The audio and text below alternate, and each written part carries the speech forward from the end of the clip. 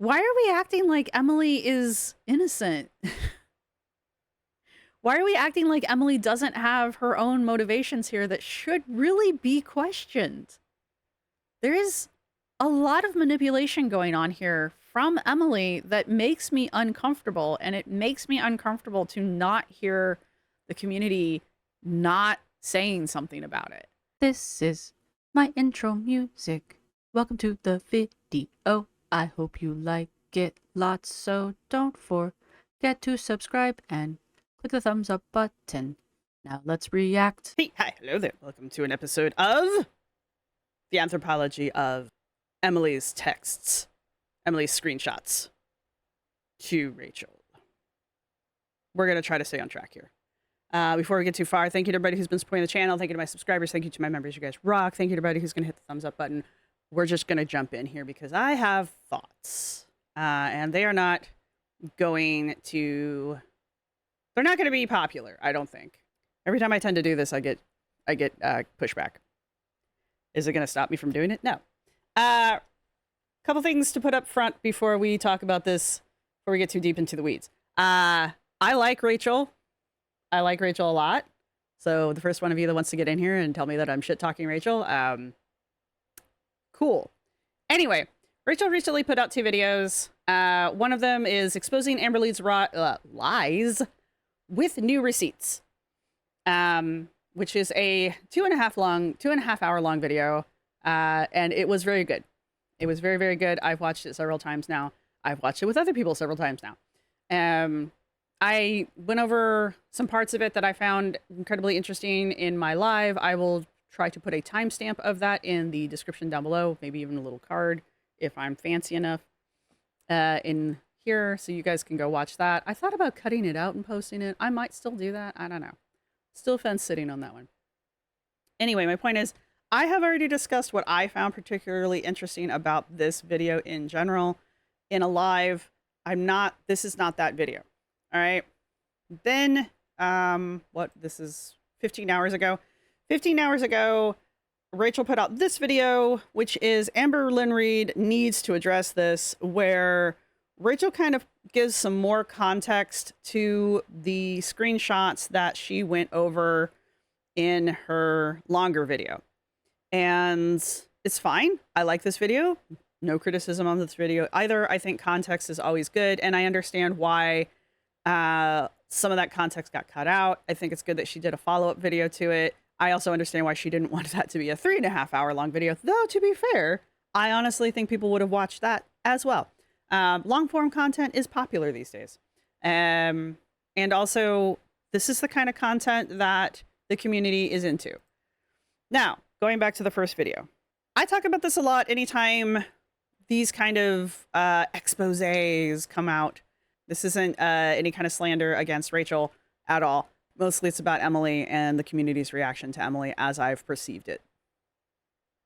We're going to caveat that one. Emily has not said anything really new about Amber that we didn't know.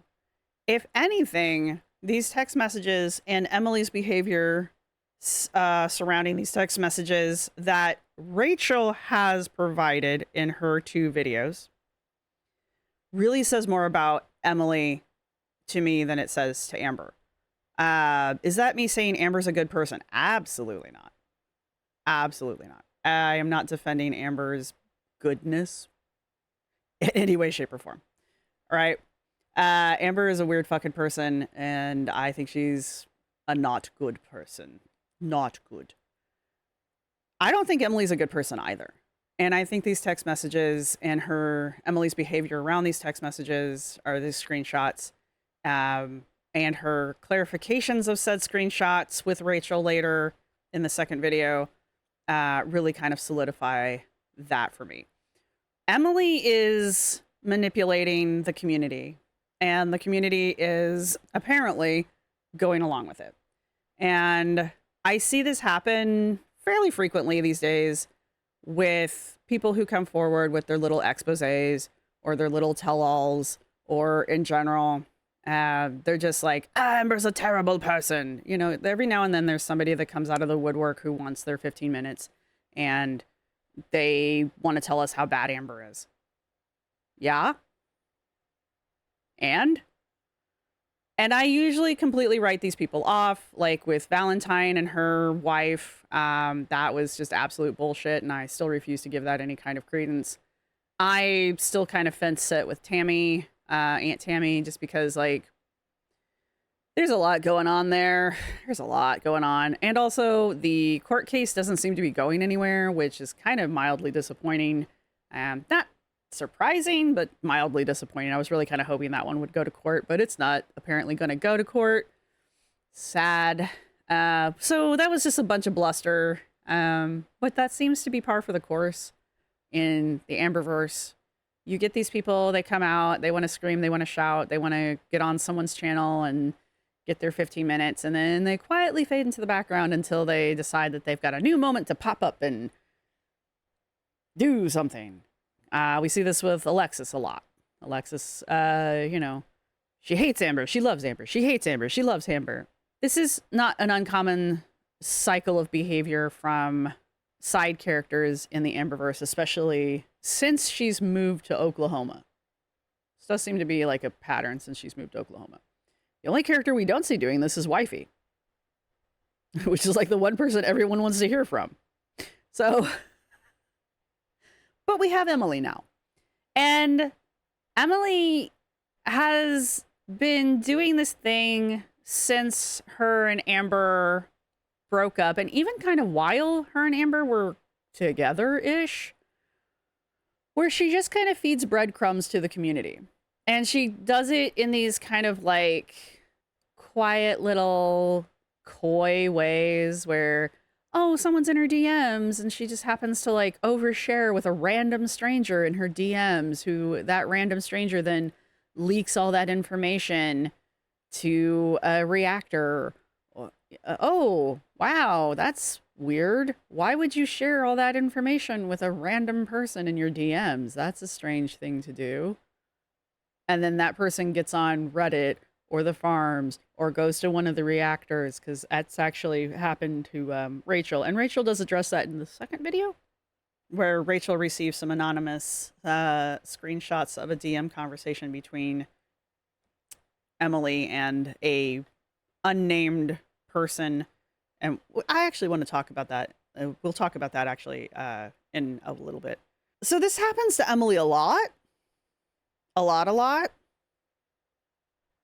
And so I don't remember exactly how old the Snowflake conversation with Emily was. Let me go check real fast, actually. So about 2 months ago, on August 3rd, today being October the 8th. So back on August the 3rd, completely unrelated. Mr. Snowflake released a video. He premiered a video, which was Emily Speaks Out Against Amberlynn Reid. It was, I think, unofficially part of his Victims of an Empath series that he was doing about Amber, going over all of Amber's exes and basically how Amber's just shitty to all of her exes. And I think he's made it all the way to, he's made it all the way to Wifey. And of course, there's no way to interview Wifey because Wifey has vanished and refuses to come forward, which is absolutely fine. That is her right. We should not harass the woman. But I don't think we've had a Victims of the Empath Wifey edition. And this is, I guess, the unofficial Emily edition. But this one was titled Emily Speaks Out Against Amberlynn Reid. And in this video 2 months ago, Snowflake goes over what he called an interview with Emily. And it was a combination of, I think, questions that he sent Emily and screenshots that Emily sent him about Emily and Amber's time together. And it was roughly 36 minutes long and some change. It was a big splash. It normally is. Snowflake does some very good documentary style videos. He's very pleasant to listen to. He's, not hard on the eyes, if you're into that. Some of us are. But that was about 2 months ago. And and if we all recall, which I just found absolutely amazing, Amber had a absolutely fabulous meltdown. Couple couple few meltdowns on live before this even came out. Like, he just announced that it might be happening, and Amber crashed out on the internet several times during her lives, because this is all happening during Amber's live stream era before she took her month-long break. That worked well. It did not. It did not work well.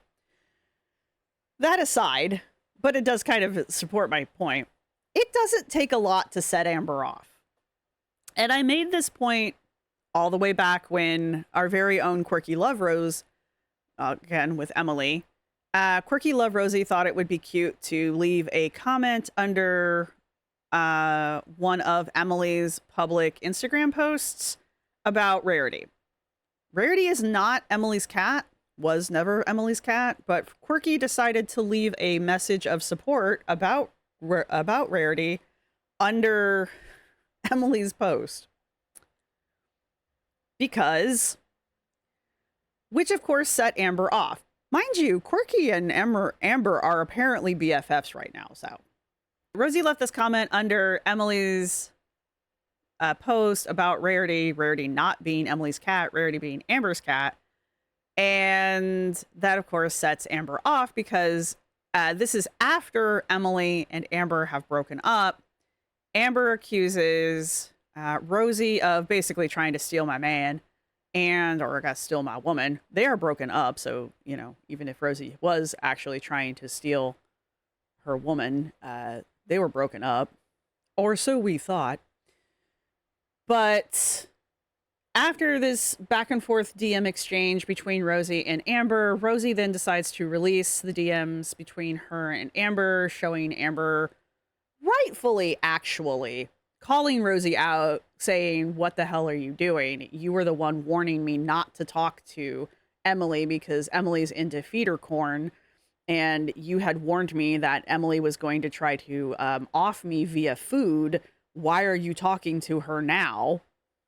I thought that's perfectly rational, or perfectly reasonable. Rational, maybe not so much, but reasonable, definitely.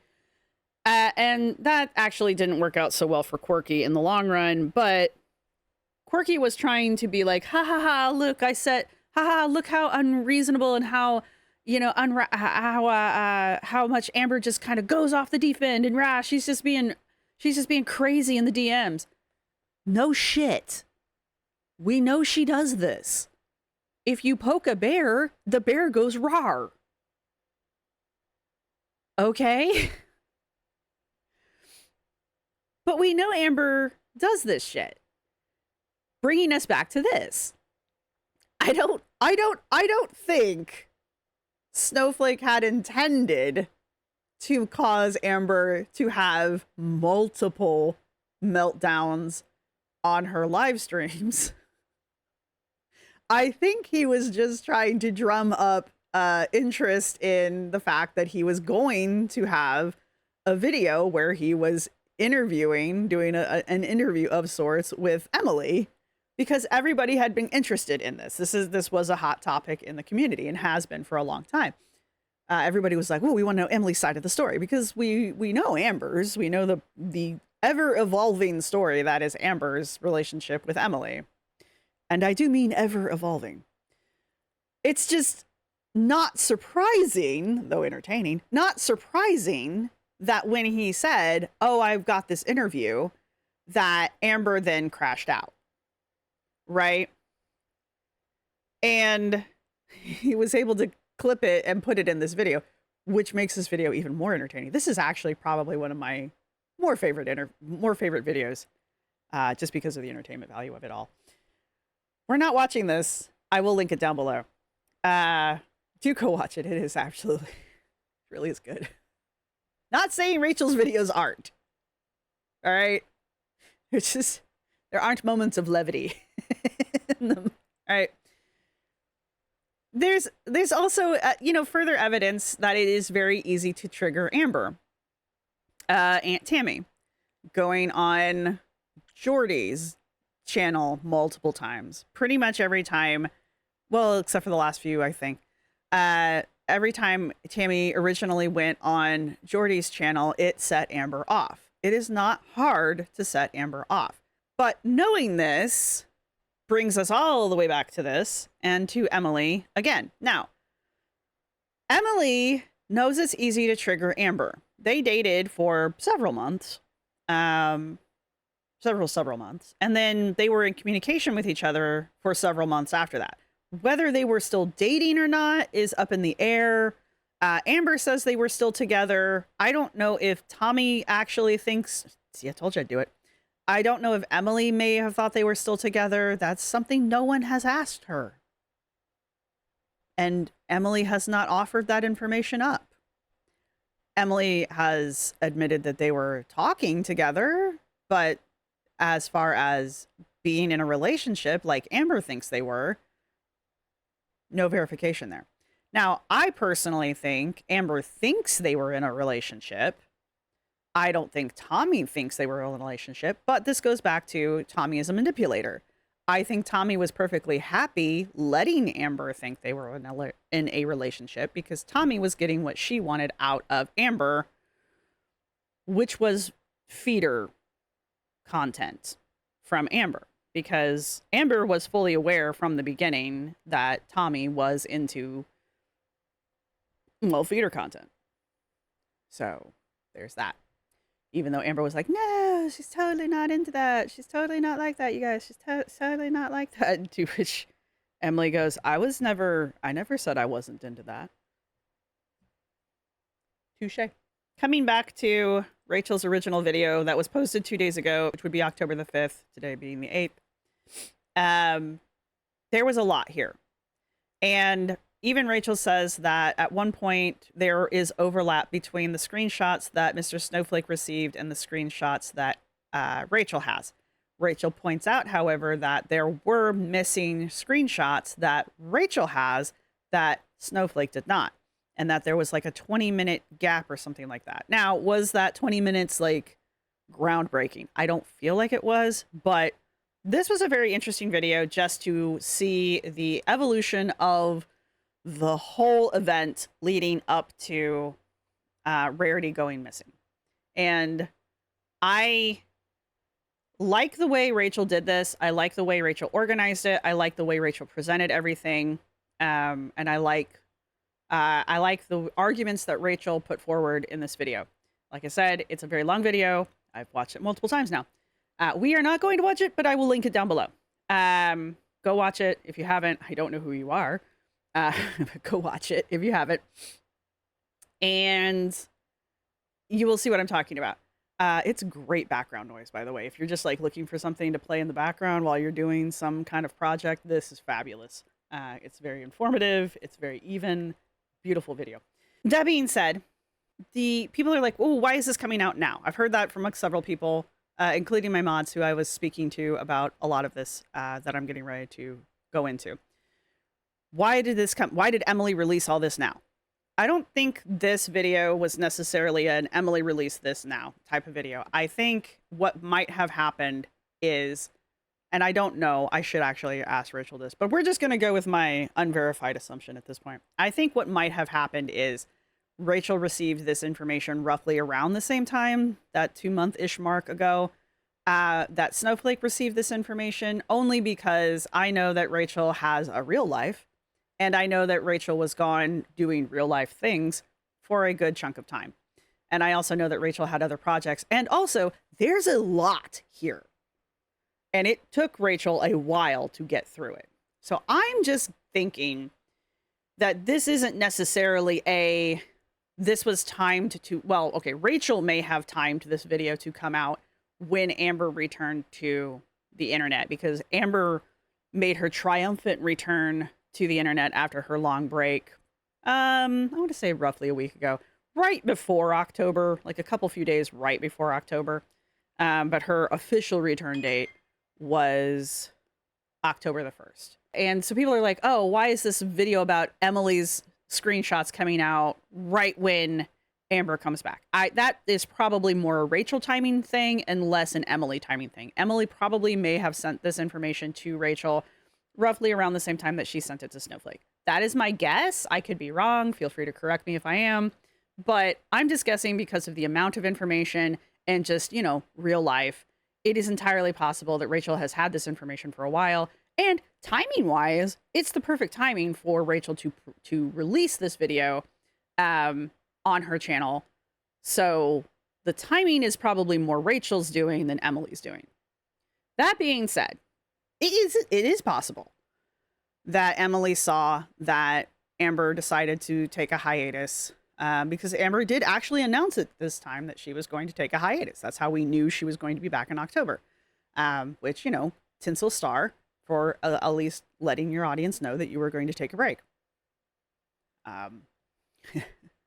That's all I'm going to give you there. Anyway, so it is possible that Emily did know. A month is a long enough time to go over this amount of information if it is your sole focus. I mean, even I could manage it. So me and my fun time brain. And I'm going to assume that Rachel, who is slightly more organized in life than I am, could probably manage that in a month. So it is possible that Emily did actually time this to do it this way. So, but I don't think Emily could force Rachel to release a video when Rachel didn't want to release a video on her channel. That being said, going back to Snowflake's video, I have criticisms. I know. Prepare your fingers to type hate messages. I have criticisms, and I'm not the only person that made this observation. Snowflake, around the time that he got this interview with Emily, took down all of his videos about Emily that he had previously put up. Snowflake had been one of the bigger critics of Emily during Amber and Emily's relationship together because Emily is a feeder, which is, I guess, unusual in the lesbian community to have a female feeder. Who women are typically the feedee, men are usually the feeders. My understanding can be wrong, but it is unusual for it to be a lesbian adult fun time thing, and B, for the woman to be the feeder in that situation.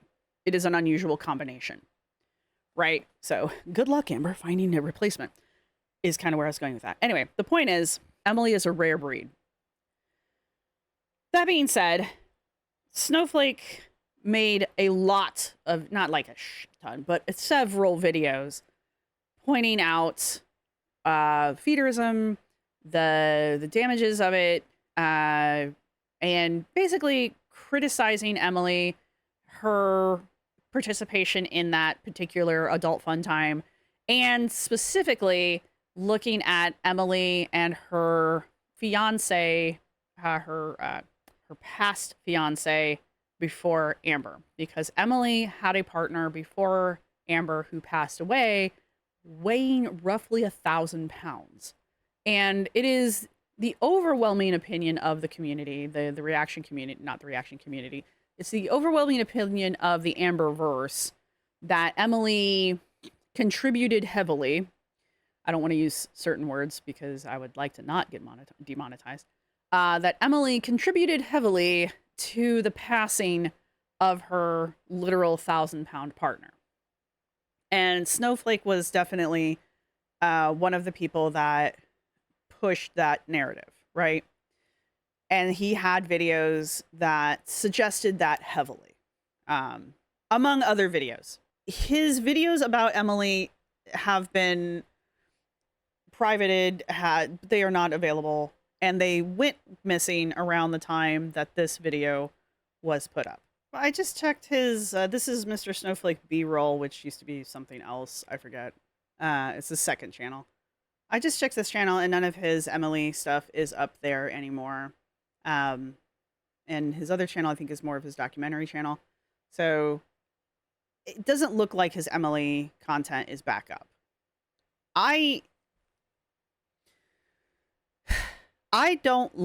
Personally, I don't like the optics of him taking down his Emily content in order to get an Emily interview, which is kind of how that looks. And I don't like that it's still down. Because Emily is a feeder.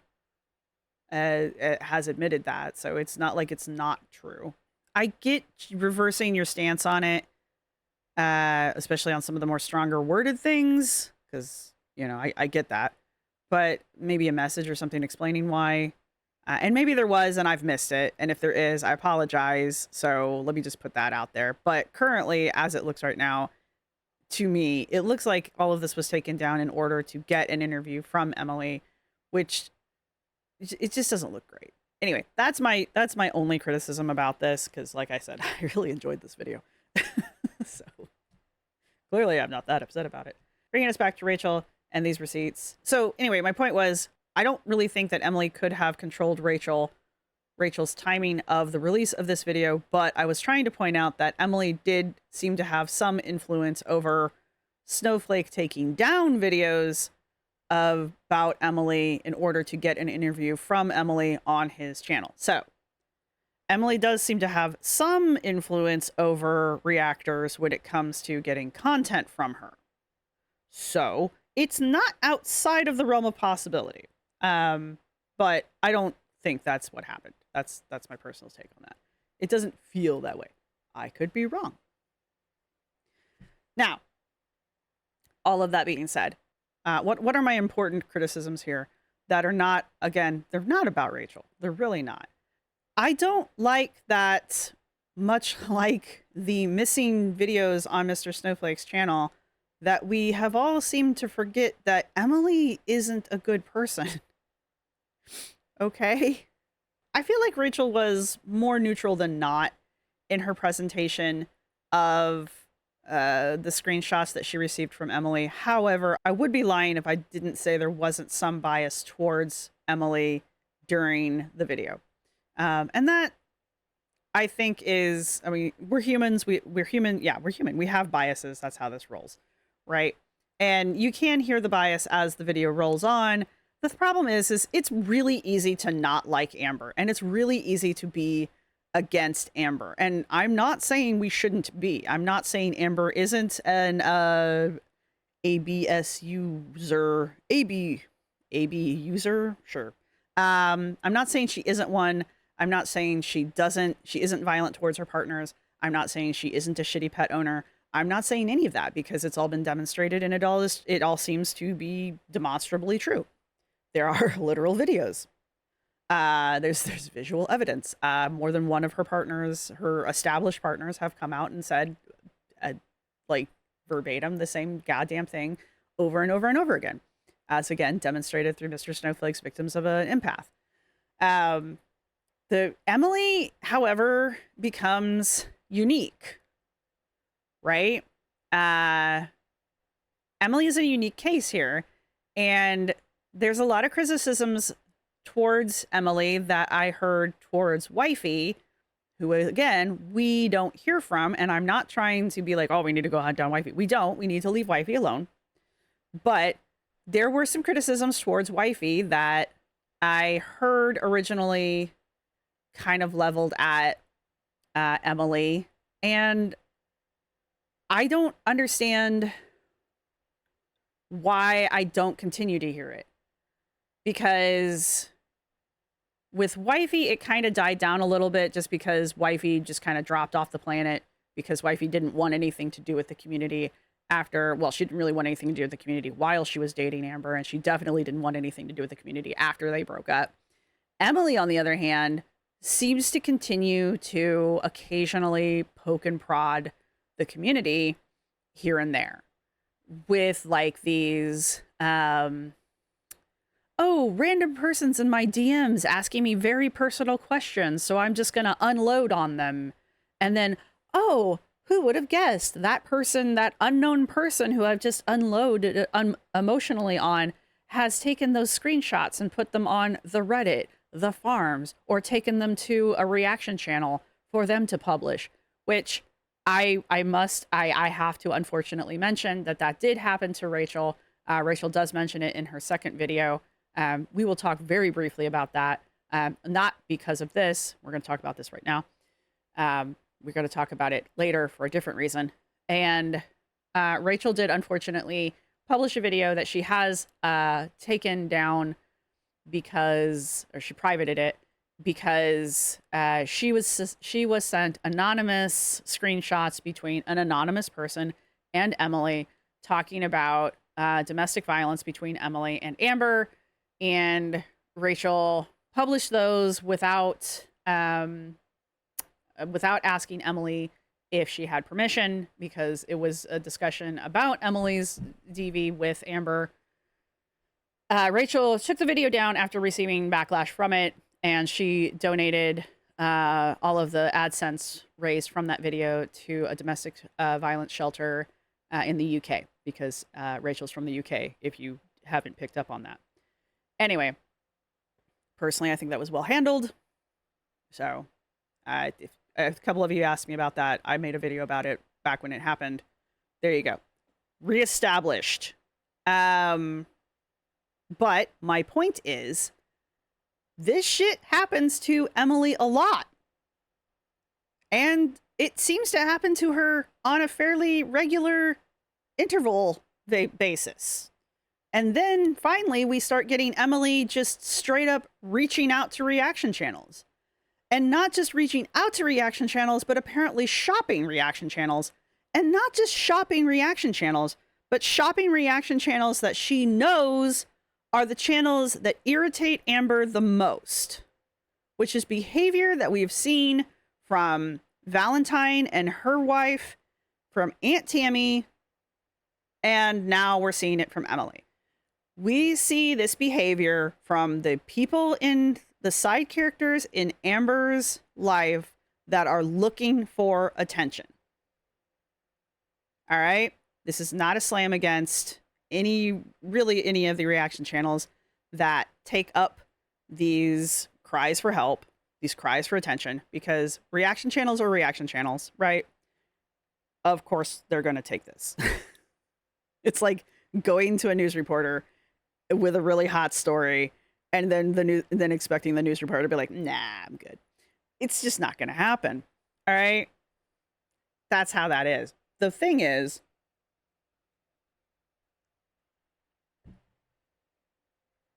the motivation behind this needs to be questioned out loud, whether you run with the story or not.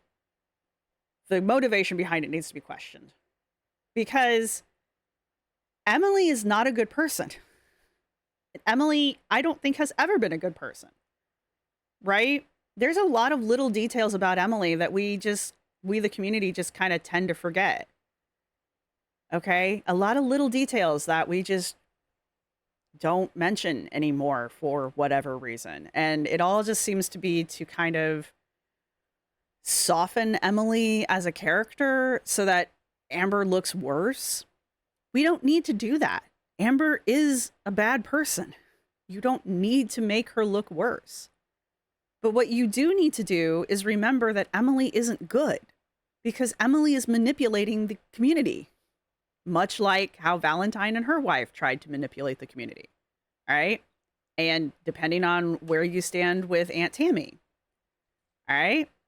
I've made a video about Aunt Tammy, so you can figure out where I stand on that one. But I know some people are pro Tammy and some people are anti Tammy, and most people are Tammy, right? I was kind of hoping that court case would go to trial. It doesn't look like it's going to, so now I'm just kind of like meh. I didn't care to begin with. I don't care anymore at all. But you know, Tammy pops off here every now and then when she needs a little boost of attention, and she goes running to Shorty's channel to do it. Tammy has her own channel. Anyway, my point is, when people need attention, when people in Amber's life, when the side characters in Amber's life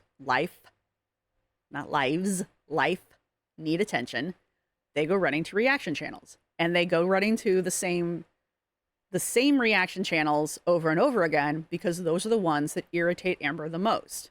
And that's exactly what Emily is doing. She goes to Mr. Snowflake. She goes to Rachel.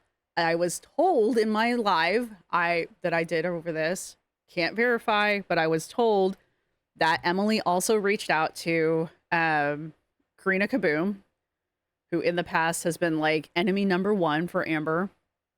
and also reached out to Hecticana. And I want to say Jordy, but that one I really am not at all positive about. I didn't know that her and Hecticana really had it in for each other, but it wouldn't surprise me. But I know that her and Karina are not friends and have not been. And Rachel, well, here we go. I just want to play this. I just want to play the beginning of this for you guys. So you, Rachel, sit on and spin. Right? So it's kind of my point. Here's my question. Why are we not questioning Emily more? Why are we not questioning Emily's motivations more? Emily has an Instagram that lots of people know about, because how else are they communicating with fucking Emily to get these leaked DMs every few months from Emily, right? Emily knows how social media works. Emily's been in the Reddits. I don't know if she's been on the farms, but she's been in the Reddits. Emily watched Amber's content. Emily's watched reaction channel content. Emily kind of basically did research on Amber before reaching out to Amber. Like, why are we not questioning Emily's motivations anymore? We questioned them before they got together. We questioned them while she was together. Why are we not doing that anymore? Why is it all of a sudden Emily is unquestionable? It just feels like Emily has become unquestionable. And I'm not saying that Emily's story isn't true, that these screenshots that Emily has provided are not true. I do think, especially the way Rachel does an excellent job of presenting them and explaining them. And Rachel's background is in rhetoric. So Rachel literally studied words and conversation. It's a little deeper than that, and you should go ask Rachel about that better. But the point is she studied how words are used philosophically. It's very fascinating. I'm doing a poor job of explaining it. But when Rachel sits here and says, this conversation is going this way, and because of the way that this conversation is constructed, it makes me think XYZ, it holds some authority for me. And so the way Rachel interprets the way these conversations go, it sounds like Emily's story has consistency where Amber's does not. Again, there are multiple times in here where I don't need Rachel to explain it to me that Amber is clearly trying to gaslight Emily. There's points here, though, that sound like Emily's trying to gaslight Amber. All right? There's points in here where it definitely sounds like Emily is trying to maybe not lead Amber on, but definitely trying to control what's happening through the text. Again, it's not hard to set Amber off. Emily knows this. Emily was here for Valentine and her wife. Emily was here for Alexis. Emily was here for... No, that would be post-Emily. Or post-breakup. But Emily's been here for most of Amber's crash outs. Emily watches reaction channels. Emily knows how Amber's brain works. Emily dated Amber. Emily lived with her for 3 months. Right? Emily is a nurse. So, why are we acting like Emily is innocent? Why are we acting like Emily doesn't have her own motivations here that should really be questioned? There is a lot of manipulation going on here from Emily that makes me uncomfortable, and it makes me uncomfortable to not hear the community not saying something about it. And I'm not saying, oh, Rachel, you should have said something about this. I'm not saying that at all. I think Rachel did a fabulous job of this. I think the rest of the community should be questioning these things too. I mean, this whole section was just weird. And not weird because of Emily. It was just a weird section in general. A lot of these text messages, in the right light, I know I'm going to get hate for this. In the right light, I know we can say Amber's trying to gaslight Emily. Amber's trying to gaslight Emily. But in the right light, these kind of can also read like Emily's gaslighting Amber. I mean, who's really? It's hard to say here who's gaslighting who. Don't get me wrong. If Amber, it's hard to defend Amber because she's always lying. Her story's always changing.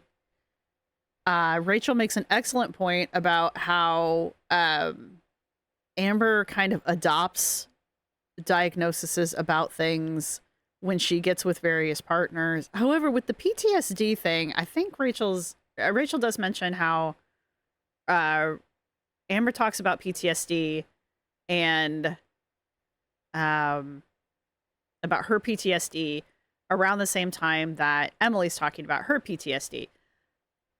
It's my understanding, don't get me wrong, but it's my understanding that Amber has mentioned having PTSD before she dated Emily. So this is something that Amber has claimed to have before dating Emily. So this is not new. Does it mean she has it? It's just not new, right? Also, it's also not something you have to work very hard to convince me she has. There's a handful of things that I'm just like, you don't have to convince me hard. You don't have to work hard to convince me she's got that. Is she diagnosed? No. Do you have to convince me hard for that one? No. Would I prefer she's diagnosed? Yes. It's just, look, doesn't make her a good person, all right? Even bad people have diagnoses. But it's just like, a lot of you being a lone wolf, buddy. A lot of these things that we can say about Emily from Emily's screenshots, we really can kind of say about Amber too, right? Amber's very adamant about denying that she did certain things to Emily, going back to the arm, the claw marks on the arm thing. Yes, there's a picture. Okay. Yeah, but again, let's go out on a limb. Let's have a moment. How do we know that that Emily didn't do that to herself? Right? Why would she? I don't know. But how do we know she didn't? Emily even says, I saw Mr. Snowflake's video where your ex, Casey, says you did that to them. Right? It just makes certain things not make sense if you look at them from a different angle. Okay? And yeah, I get it. You can also say Emily having that happen to her reinforces a behavior, right? Because I don't think anybody's going to doubt what happened to Casey, because I don't know why you would. And I don't know why you would doubt anything that there's not a real good reason to doubt. Okay, here's my thing. Casey, Crystal, Beck, and I always forget their name. Destiny. They all dated Amber prior to Amber being a huge internet entity, right? So their stories, Casey's especially, their stories are more reliable because, especially when they overlap, because the chances of them being aware of each other's stories prior to dating Amber are very low.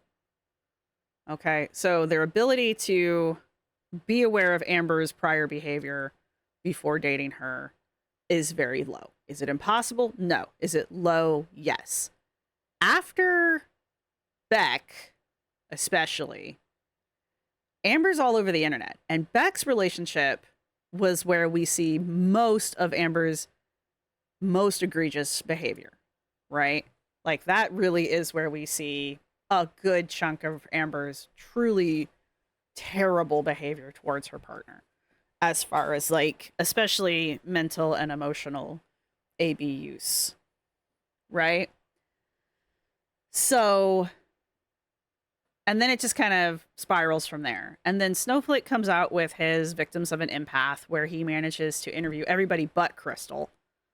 And on top of it, you've got Destiny and Beck both coming out with their own videos talking about their time with Amber, dating Amber. So they independently have come out with videos talking about that.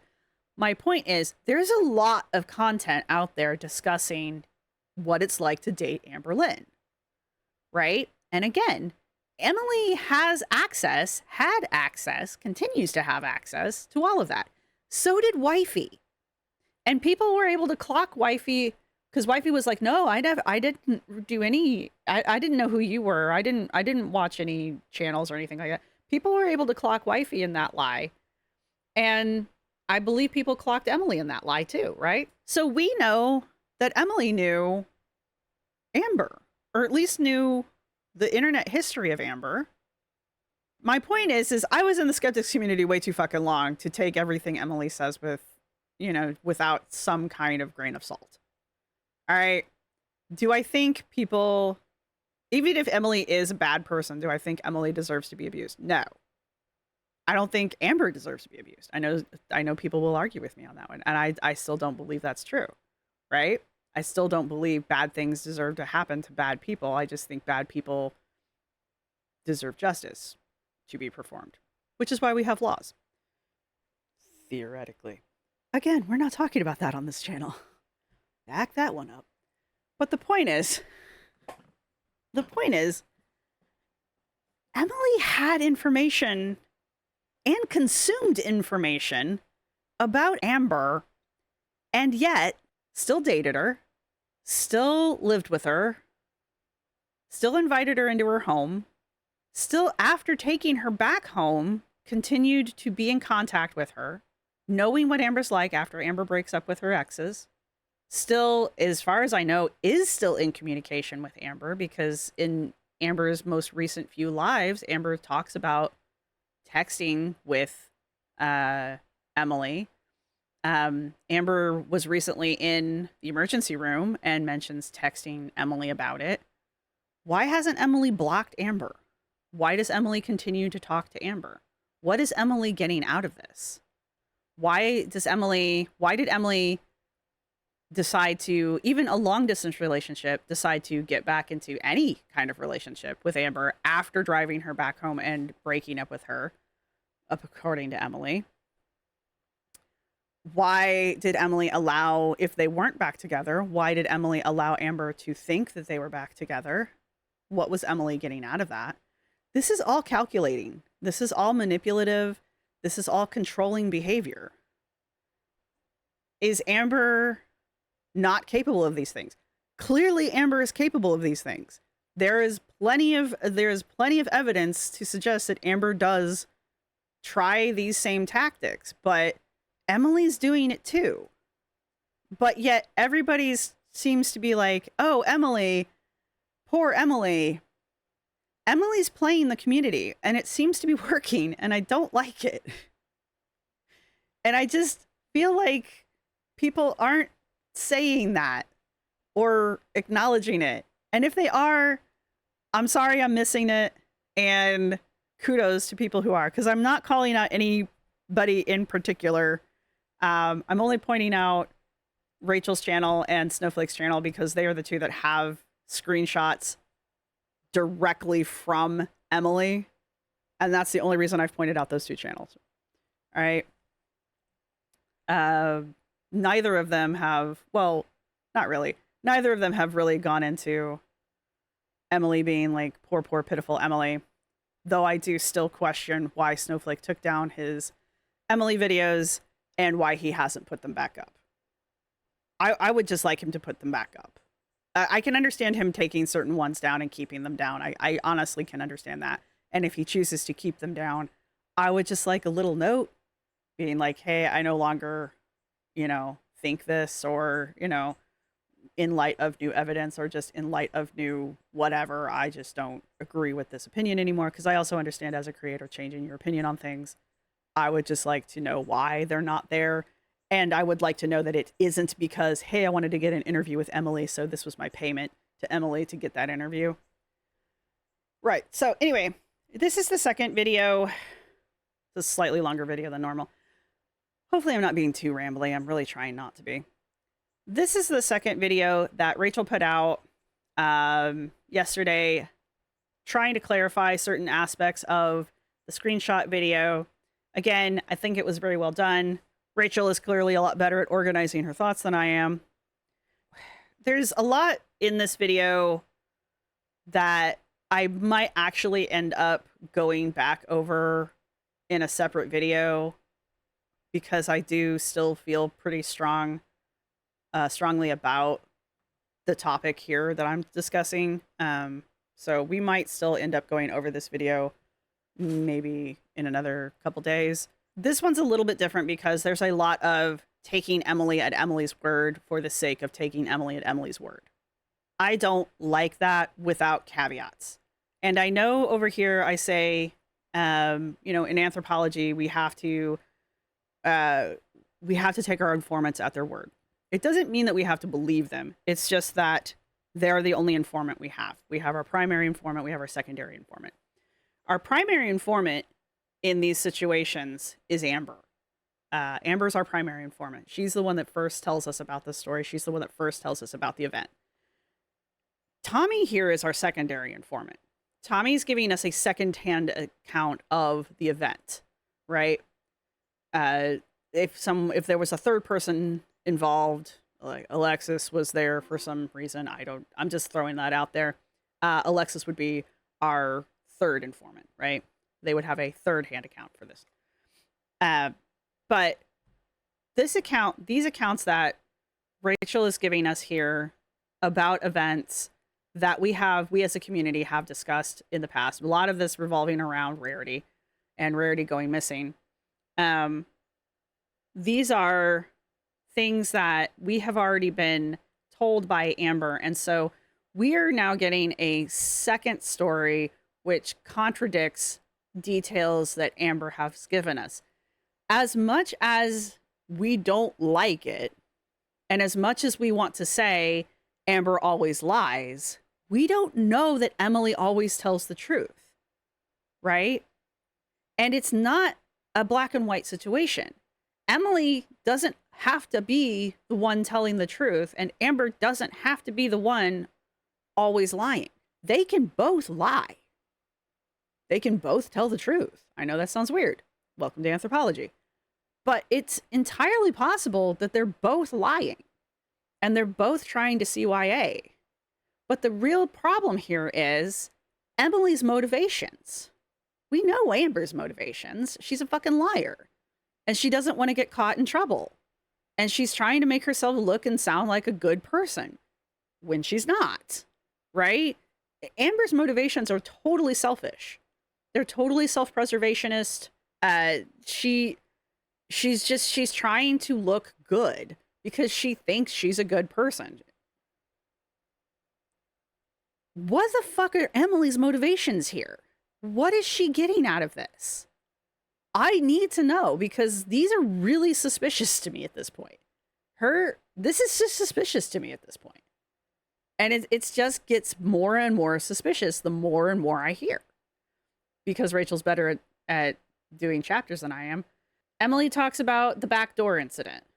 I'm paraphrasing this because I think I'm going to actually end up going over this in a different video. Emily talks to Rachel about how I closed the back door. I closed it in her face. I think the direct quote. Okay, so you say, but Amber says you didn't. Which one of you is telling the truth? Rachel points out, and I think this is brilliant that Rachel points this out, there's CCTV at Emily's house. But Emily says, oh, but I'm bad about changing the batteries or something. The battery's out, so the cameras don't work. They just conveniently didn't work that night. Conveniently? They just conveniently weren't working at any of these times that would have been good for you to have visual evidence for us. Don't get me wrong. I completely understand not wanting to share personal CCTV. Full stop. And if that is what Emily said, yeah, I've got video, but I don't want to share it because it's personal. It's my house. I don't want to share it. Cool. You're not required to do that there's absolutely never any law anywhere, as far as I'm aware, that says you have to share with the internet girl world community your CCTV. It doesn't exist. Okay. But that's not what she says. Instead of saying, I don't want to share it with you because it shows my personal house, she says, oh, I just forgot to change the batteries, so that video just doesn't exist that day. Okay. But you were checking the CCTV when Rarity went missing. You said you checked it to try to find her. So was it working or wasn't it working? Because I remember there being a comment about, we checked the CCTV to see if we could find Rarity the day Rarity went missing. Was it working or wasn't it? Which story is true? You see what I'm saying? And then there's another part, but here with the back door, we're just taking Emily at her word that she closed the door because it's Emily's house. Of course I closed my door. Okay, I mean, my cat still gets out. That's why he's chipped, by the way. Also, we got these really cool air tags now, so even if he gets his little ass out, I can track him down on my phone. The point is, I almost always close my door. My cat still gets out. He's a slippery little devil. He just sneaks right on out that door sometimes, and I gotta go find his ass in the basement. All right? Cats are sneaky, is my point. Also, I mean, sometimes you think you've closed the door and it's not closed for whatever reason. It bounces back open. It didn't close all the way. You know, for whatever reason, the latch didn't catch. I don't know. There's a million reasons. That's why it's called an accident, is my point. But we're just taking her at her word. The kick, the rug, and the gaslighting. I'm just gonna go through these as I remember them. Emily admits that it wasn't a kick per se. Apparently Amber was charging at her from across the room, and Emily put her arms and her knee up to stop, to kind of brace for Amber colliding with her. And Amber bounced off of her knee or something. I don't remember the exact story. Again, I'll go over this in another video, but Emily's knee connected with Amber's stomach, and Amber took that as being kicked. So you did touch her. So there was some physical contact there. So there was something did happen that could be interpreted as physical contact. But you spent how many screenshots denying that anything happened?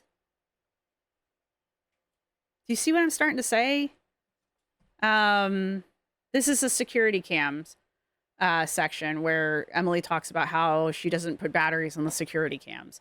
And Amber's freaking out on live because Amber freaks out, and we can talk about performativeness and that and whatever. But Amber says the video that Emily is threatening to release. Emily is threatening to release video. Emily is threatening to release video. Threatening Amber. Don't get me wrong. Amber threatens Emily. Don't get me wrong. However, Emily is not above doing the same thing. Emily is the one in possession of the videos, by the way, supposedly. Amber says, don't release that video. I'm naked and I'm having a BPD tantrum or whatever. Sure. Emily then goes on to say there's 3 other videos or something like that, and she's dressed in all of them. Okay. So you do have other videos, and you seem willing to want to release them. I personally think it's tacky, but the rest of girl world doesn't. And it wouldn't be the first time people have released private video of Amber. So I don't really want her to release them. I just want to know what the excuse is as to why she hasn't. Did she grow a conscience and she was like, yeah, that's a little too tacky? Or do they not exist? Did you forget to put batteries in the CCT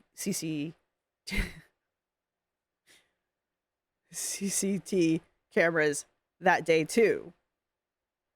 Those batteries last for like months, years. I mean, that's the whole fucking point of those cameras. Don't they wire into your house? Like, the battery on the AirTag on my cat lasts for 2 years. It's a watch battery. Yeah, hide from me now. You know, it's just like, that's really suspicious.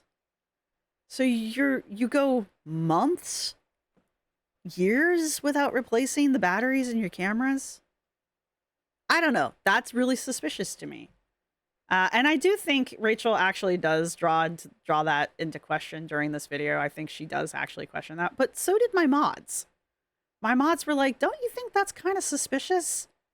You claim to have this, but you won't release it, even though you threatened to do so? Which is it? You know? The clingy cat, going back to Rarity. The Rarity one's really hard for me to talk about just because of the cats. I get emotional about the cats. So there's a lot going on with the Rarity story. I think Amber's full of shit. I think Amber's full of shit. And the more I really think about Emily and Emily's questionable motivations, I don't know how to fully interpret the Rarity story as much anymore. I also didn't realize that Emily had 3 cats of her own. Not that that's necessarily a bad thing. I just didn't realize that there were 5 cats in this house at a time.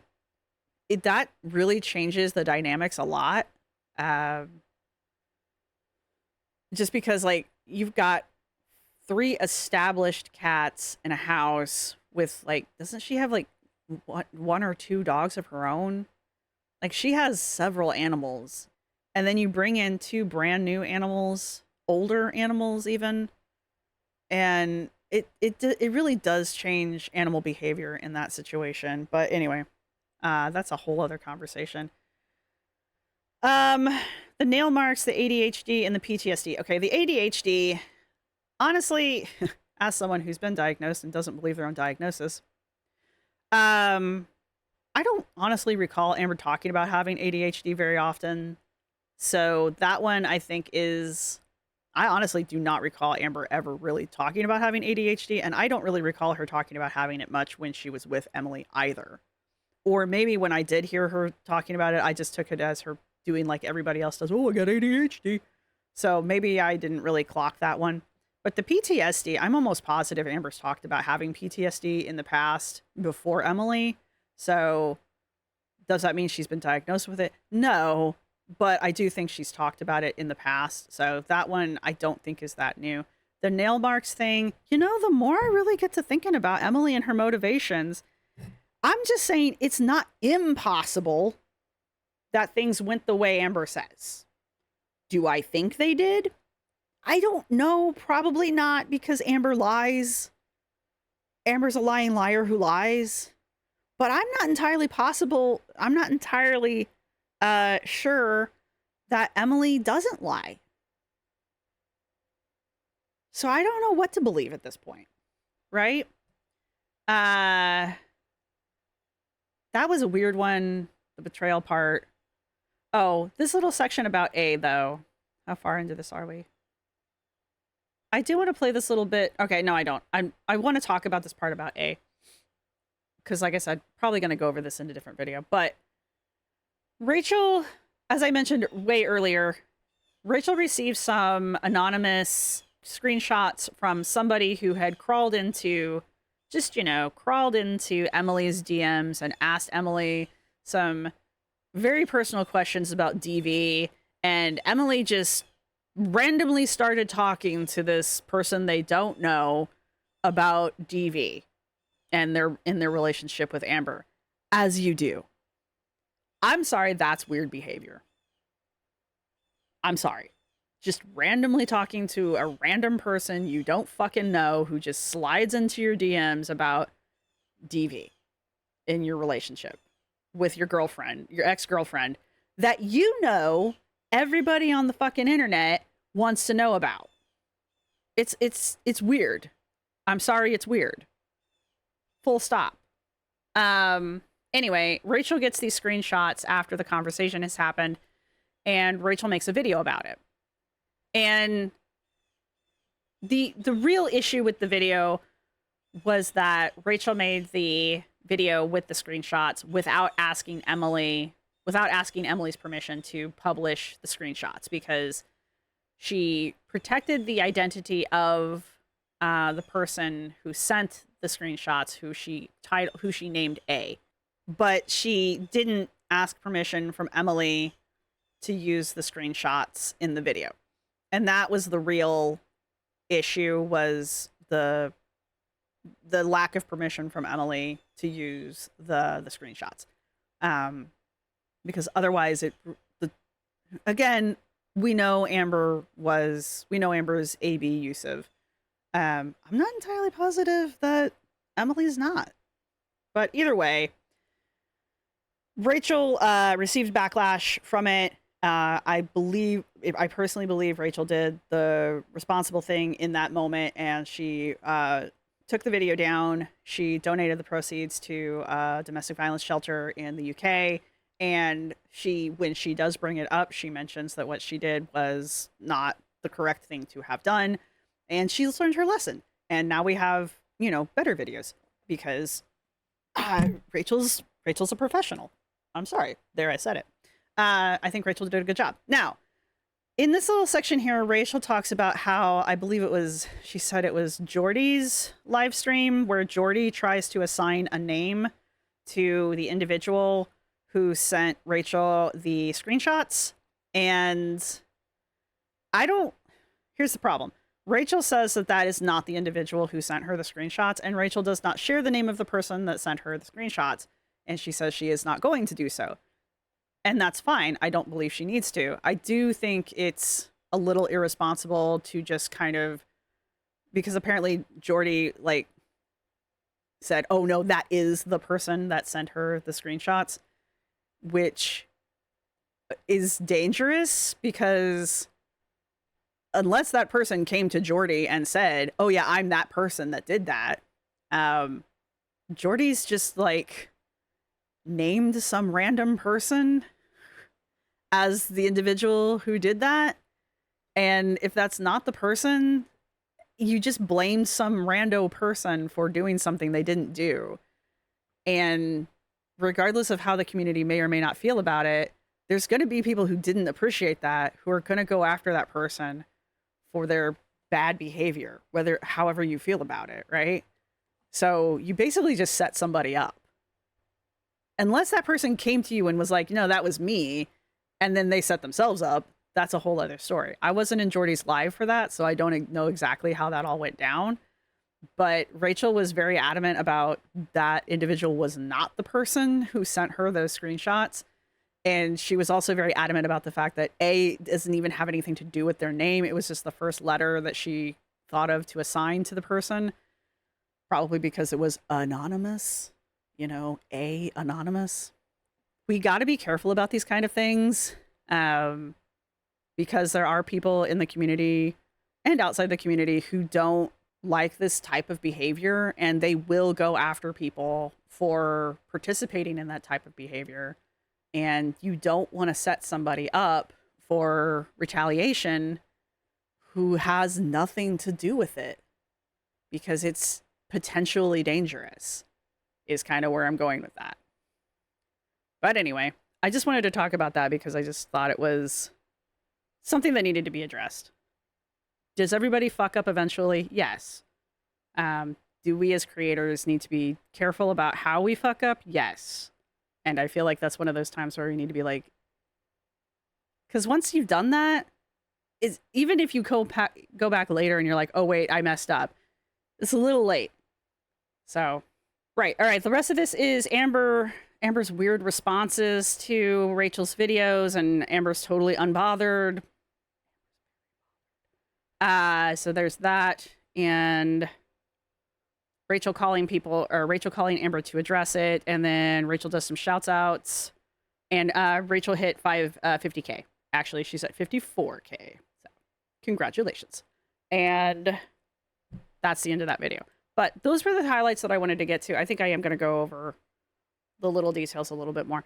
Mostly because I don't trust Emily. And the more stuff that comes out, especially the stuff that Emily herself drops, the less I trust Emily. Her motivations are very questionable. She is coming off as, her tactics are coming off as manipulative at this point, right? How many more times do we need to go over the Rarity story? And at this point, how many more different versions of the Rarity story do we need? We're almost getting multiple Rarity stories from Emily now. Okay? It's sus. All right? I'm not necessarily, I am saying that we shouldn't trust everything Emily says. We obviously shouldn't trust everything Amber says. But this might be one of those weird situations where, well, we shouldn't trust either of them, but it might be a weird situation where there could be some truth in what Amber's saying. Will we ever know? Actually, no, because we weren't there. And that's the other side of this. Emily can say any fucking thing she wants. We're not there. And short of, and again, I really don't want this, but short of showing us the actual CCTV, I think that's redundant. But anyway, other than showing us the actual security videos that Emily claims she has, you know, there's really no way to back up either person's story because we were not there to experience it with them. And we really are just going through a she said story, right? And even then with the video, it's going to be tricky because it's really going to depend on what that video shows, right? I mean, we've pretty much all of us have probably seen some kind of real true crime video because they're very popular on the internet. I mean, we've all watched how these things go down. We've all watched some kind of body cam footage. We know how this shit works. So even if the video gets released, we know there's a million different ways to pick that video apart, right? And at this point, what is the benefit of Emily releasing those videos anyway? Right? At this point, I just want to know, why is Emily still engaging with Girl World? Why is Emily still engaging with Amber? Why hasn't she blocked Amber? Why does she still text with Amber? Why does she still have Amber on any of her social media? Why hasn't she done like Wifey did and just fucking washed her hands of the situation and walked away? Emily has other elements of her personal life that you would think she would want to protect from Amber and from Girl World. She has, I mean, I'm trying not to be like this, but she has a small child. You would think you'd want to put a barrier between her and Girl World, which has already failed. Girl World already knows about this kid. They already know about the father of this child. Like, we already know way too fucking much about Emily's kid. I didn't really even need to know Emily had a kid. I know more about Emily's child than I care to know, and I didn't even go looking for this information. This is just shit that I've picked up ambiently. All right? I know that there's way more information about this kid on the internet than should be on the internet. And it's all because the kid's attached to Emily, and Emily dated Amber. Otherwise, nobody would fucking know anything about this kid. And Emily is still talking to Amber? Girl, priorities. Where are they? But I don't want to be like that, but I do have questions. You know? Like, hot potato, drop it.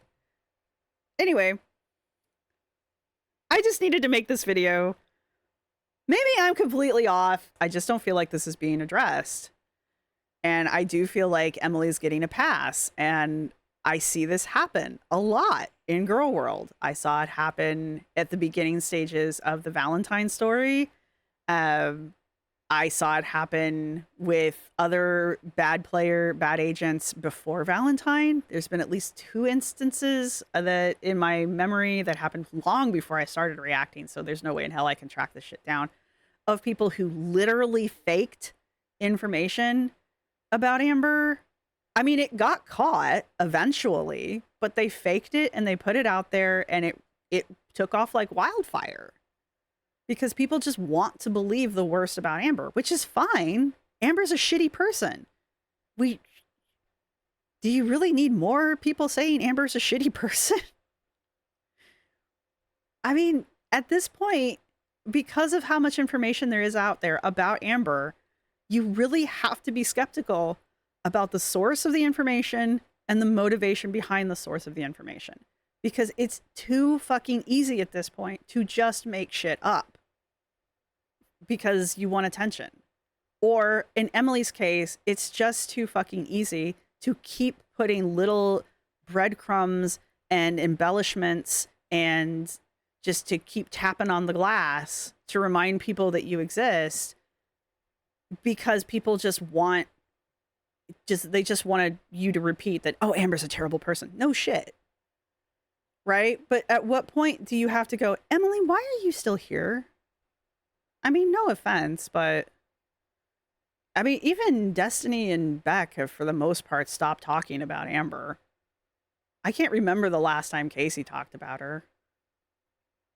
You know, the people who have been damaged the most by Amber don't talk about her. Why are you still talking about her? You weren't even with her for a year. You know?